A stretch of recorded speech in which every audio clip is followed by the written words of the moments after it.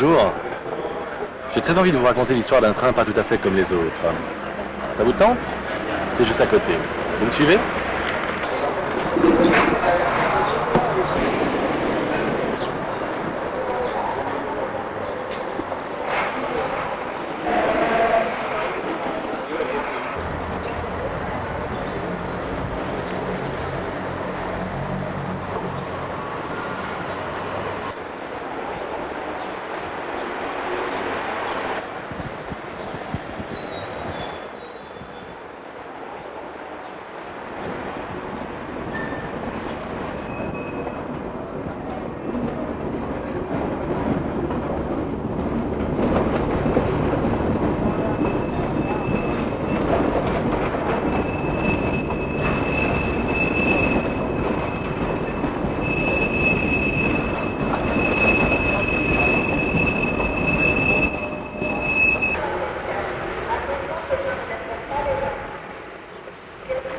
Voilà, c'est de ce train-là que j'ai envie de vous parler. L'histoire d'un train suisse qui roulait sur voie française. Une histoire au goût de la last journée, un dernier voyage. Vous allez comprendre pourquoi. Tout commença un certain jour de 1858, c'était le mois de mars.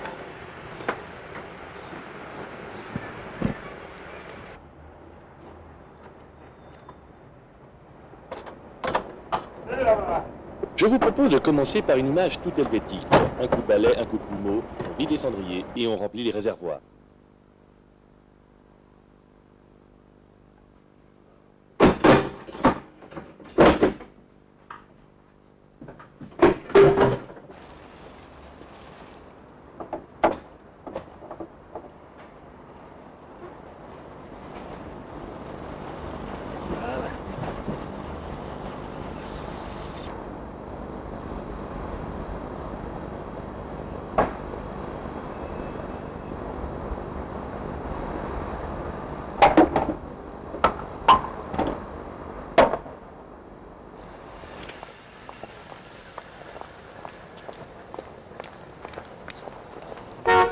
Maintenant, nous sommes fin prêts à rouler sur les rails de l'histoire du deuxième raccordement ferroviaire franco-suisse.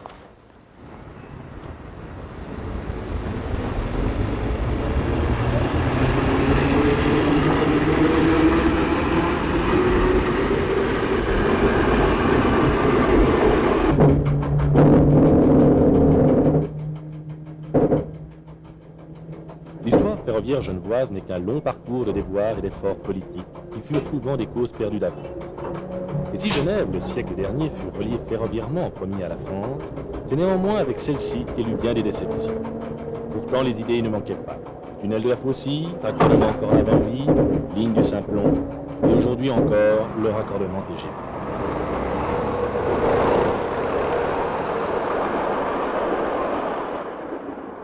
Mais le cas qui nous occupe aujourd'hui est, lui, une histoire bien réelle. La ligne du chemin de fer Lyon-Genève.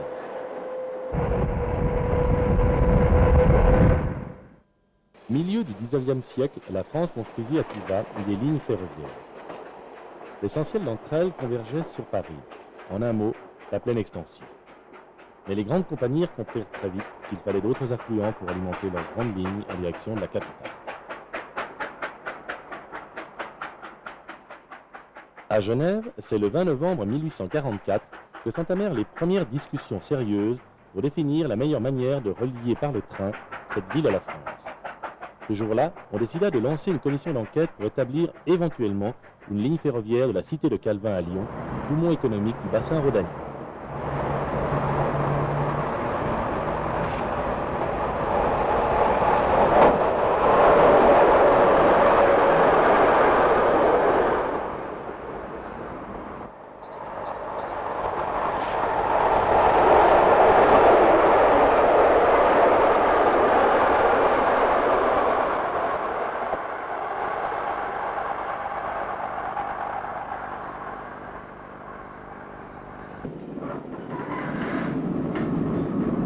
L'histoire nous transporte directement en octobre 1852. Après de nombreuses séances, parfois houleuses, du Conseil d'État genevois, les principaux protagonistes signèrent enfin une convention entre l'État de Genève et la compagnie du Lyon-Genève pour l'octroi d'une concession franco-suisse à une ligne ferroviaire à double voie reliant Genève au Lyon via le lieu-dit La Plaine. concession qui fut ratifiée à Paris le 8 janvier 1853. En première étude, la ligne devait passer en territoire genevois par la région de la Champagne avec une gare prévue aux environs de la place de Rive. Mais très vite, certains des principaux acteurs de ce projet ne l'entendirent pas de cette oreille.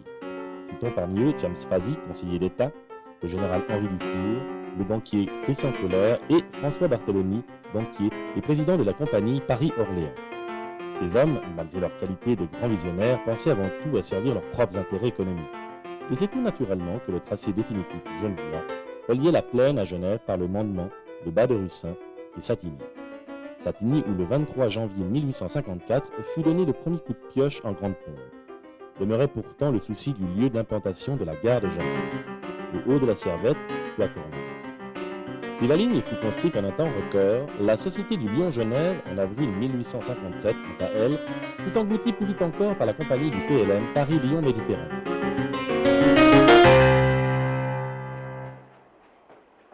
Le 15 octobre 1857, le premier train d'essai pouvait rouler de Bellegarde à Genève.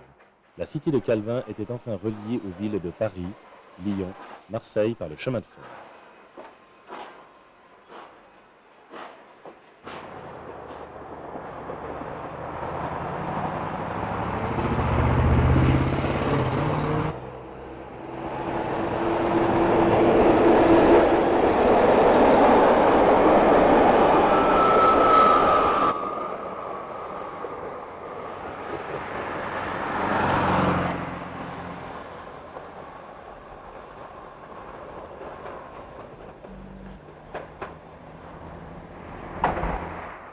Le 16 mars 1858, journée de pluie et de brouillard, fut organisée non pas une inauguration officielle, mais une fête pour la reconnaissance de l'ouverture de la ligne. En effet, en ces temps difficiles, Berne et Paris, sur le plan politique, ne soulevaient pas une grande amitié. Les autorités françaises ne répondirent pas à l'invitation du canton de Genève. Pourtant, un train spécial vint de la capitale pour fêter l'événement. Il fut en effet prévu 2 trains spéciaux d'invités d'honneur tractés l'un par la locomotive La Versoix en provenance de Bellegarde et l'autre la Petite Genève et la Salange venant lui de la ville de Genève avec le Conseil d'État incorpore. Tous se retrouvèrent à midi en gare de la Plaine pour vivre un gigantesque pique-nique sous tente. Le soir, tous les invités officiels se rassemblèrent pour un dîner de gala au Métropole, le grand palace de la ville, avec allocution, discours d'usage et feux d'artifice sur le lac. Le 18 mars, sitôt la ligne ouverte aux voyageurs, la colère des énormes retards pris par les trains en provenance de France monta ostensiblement. Ces problèmes furent réglés dans les semaines qui suivirent.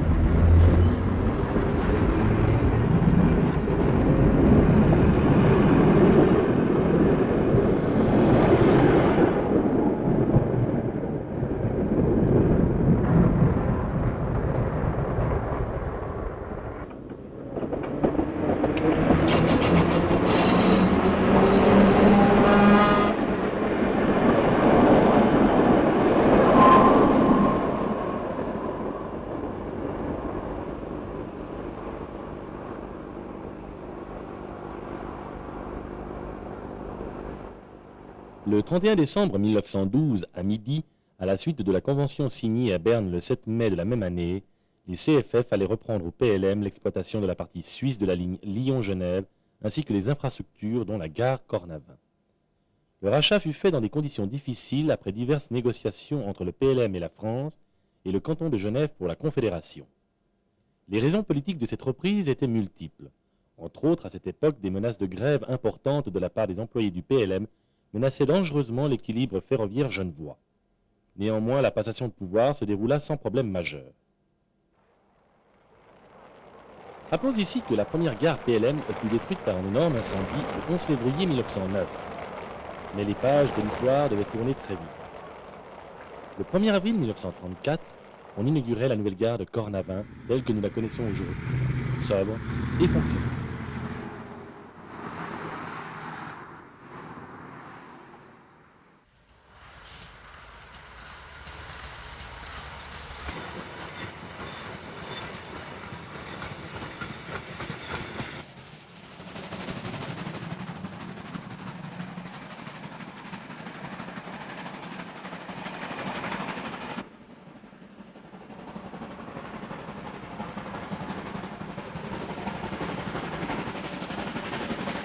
Dans toutes les conventions, celles signées en 1912 avec le PLM, puis en janvier 1938 avec la SNCF, le roulement des trains resterait français jusqu'à Cornavin. Seul le train omnibus de la Plaine devait être entièrement exploité par les CFR.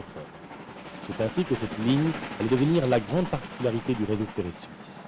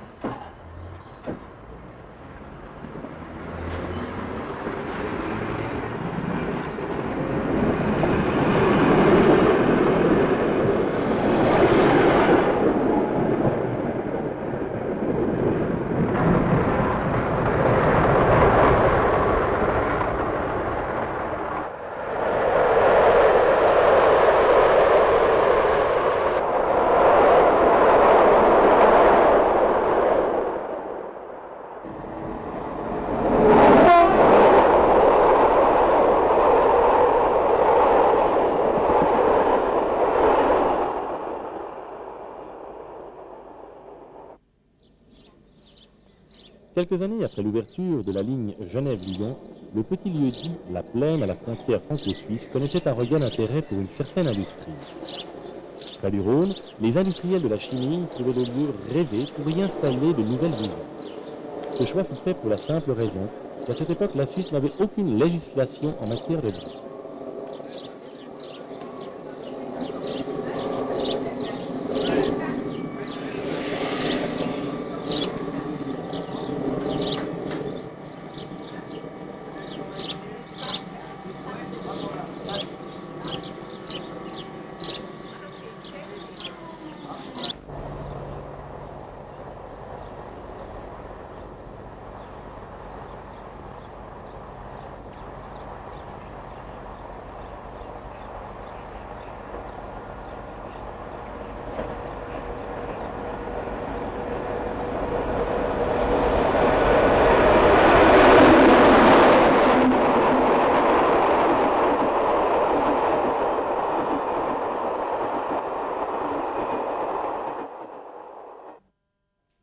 Parmi les industriels lyonnais qui jetèrent leur dévolu sur le site de la Plaine, il faut citer le chimiste Prosper Monet, qui construisit lui aussi en 1860 une usine. Et c'est comme ça que naissait là, dans ce petit village frontalier inconnu quasiment de tous, l'un des plus grands holdings du monde de la pétrochimie, Rhône-Poulenc. À la Plaine, au cœur du petit village, les usines chimiques tournaient à plein rendement avec parfois plus de 500 employés. Elles fabriquaient essentiellement des couleurs, ce qui valait aux employés de la plus célèbre d'entre elles, la Fuchsine, le surnom de peau rouge. Le 7 juillet 1884, la Suisse adhérait à la Convention de Paris sur les brevets. Ce fut la fin du développement prestigieux des usines chimiques de la Plaine. Le coup de grâce tombait dans les années 30, avec la fermeture définitive des usines Rhône-Poulenc. Après la Deuxième Guerre mondiale, les usines désaffectées furent la proie des explosifs de l'armée suisse. Aujourd'hui, seule demeure à la Plaine, pour symboliser le glorieux passé industriel du village, l'entreprise genevoise Firmenich.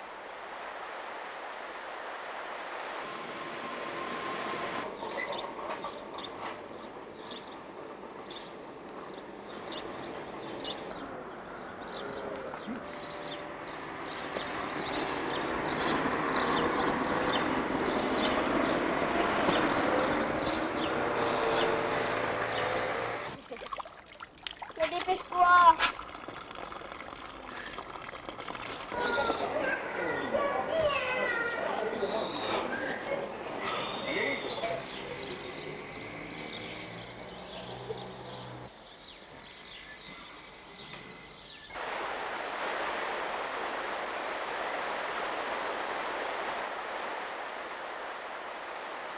La guerre éclatait en 1939. La gare de la Plaine jouait encore un rôle non négligeable durant les hostilités de 1940 à 1943. Pour marquer sa neutralité, la Confédération signait avec le Troisième Reich un accord qui fit de la Plaine le seul point de passage entre la Suisse et la France occupée. 2 trains par jour passaient la frontière, dont certains étaient tractés par des locomotives suisses jusqu'à Ambérieu. Les Allemands prirent donc possession des divers locaux disponibles dans la gare pour y installer leur administration. Le personnel de la gare travaillait apparemment sans trop d'état d'âme avec les douaniers militaires de l'armée occupante.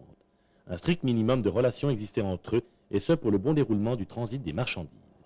On construisit aussi à la Plaine des baraquements pour accueillir des internés militaires qui venaient essentiellement des pays de l'Est. Puis ces camps servirent à la fin de la guerre au transit des prisonniers espagnols. Selon la presse de l'époque, des résistants avaient, par méprise, pris d'assaut en gare de Chambéry le 16 juin 1945 le train de ses ressortissants, croyant qu'il s'agissait de volontaires qui avaient combattu aux côtés des Allemands. Il s'ensuivit un grave incident qui blessa un grand nombre d'entre eux. Si à la fin de la guerre, le service voyageur reprit à nouveau ses droits entre Bellegarde et Genève avec la suppression définitive du service omnibus du côté de la SNCF, Walter Hofer, photographe genevois, quant à lui, a su merveilleusement immortaliser cette période.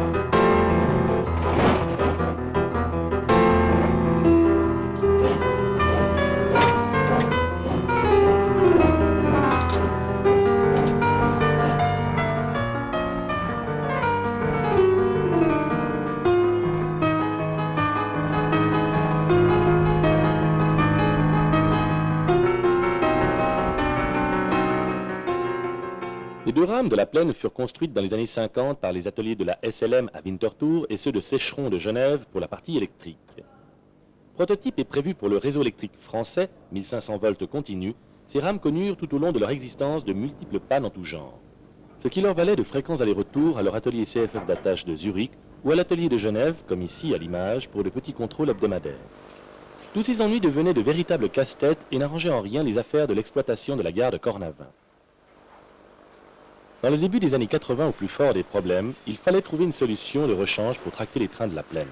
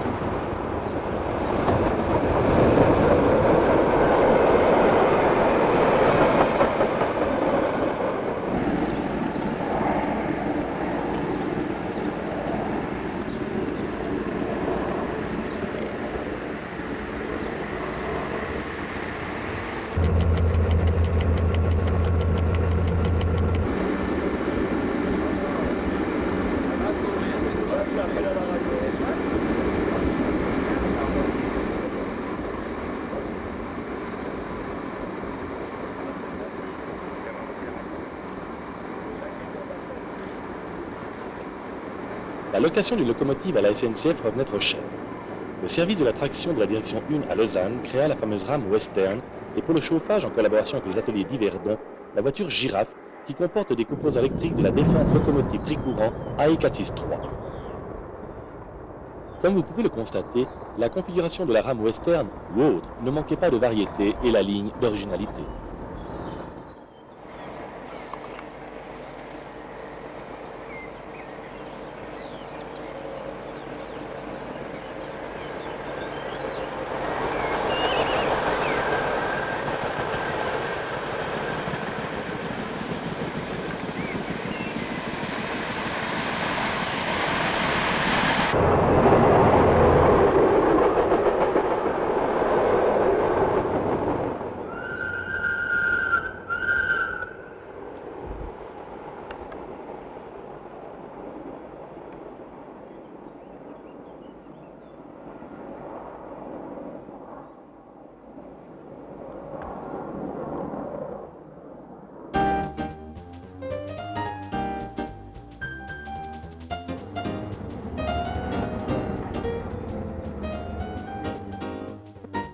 Dans les années 50, la direction de la SNCF à Paris prit la décision d'électrifier l'étoile d'Ambérieu.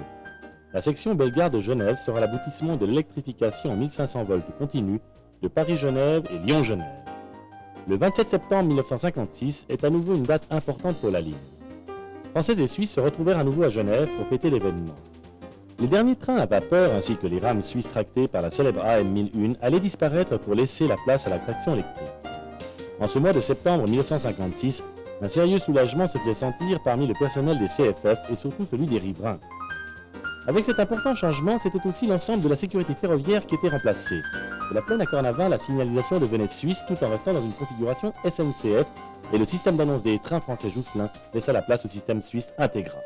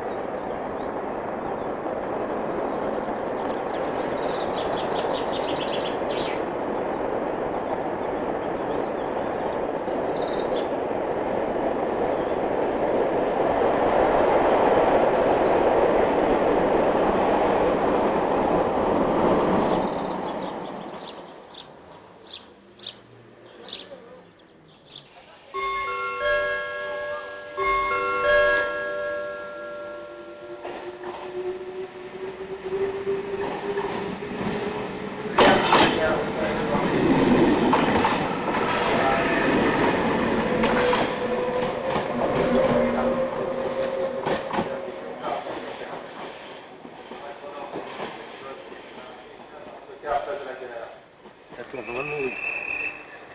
Oui, oui, ça.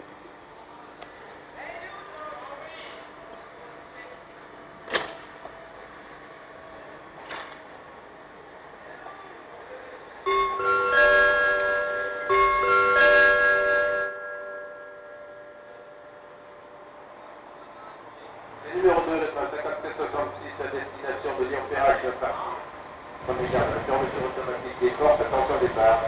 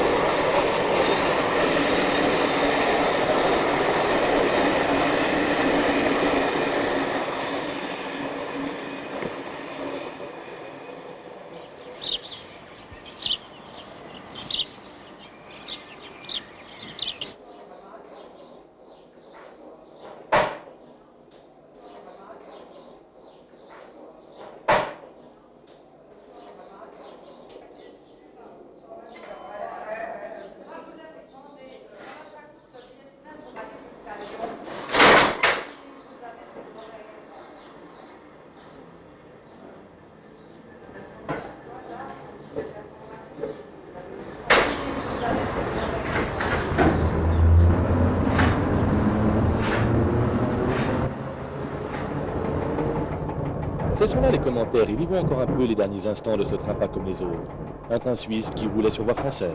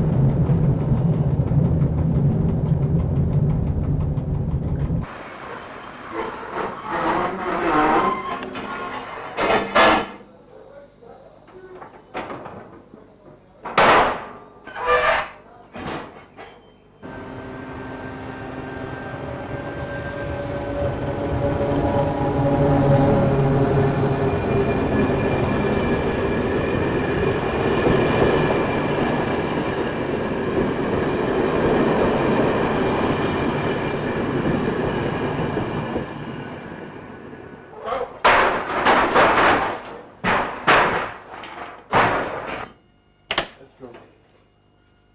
Bonne journée. T'as payé le ski ou quoi? Hein?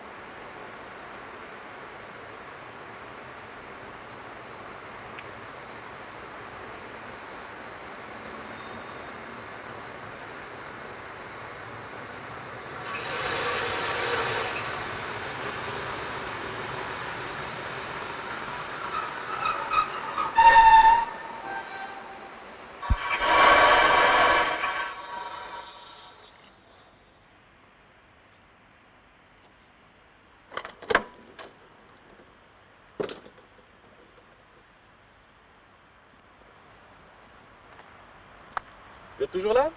Voilà, c'est la fin de mon histoire. Demain, le métro reprendra ses droits, et d'autres pages de l'histoire tourneront encore. Enfin. Allez, bonsoir.